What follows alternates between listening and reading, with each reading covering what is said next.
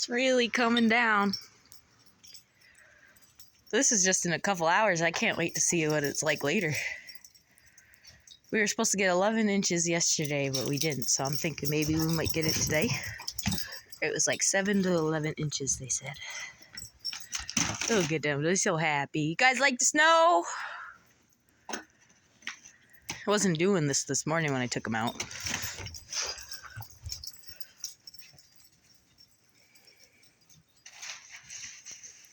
Get down. Get down. Oh boy.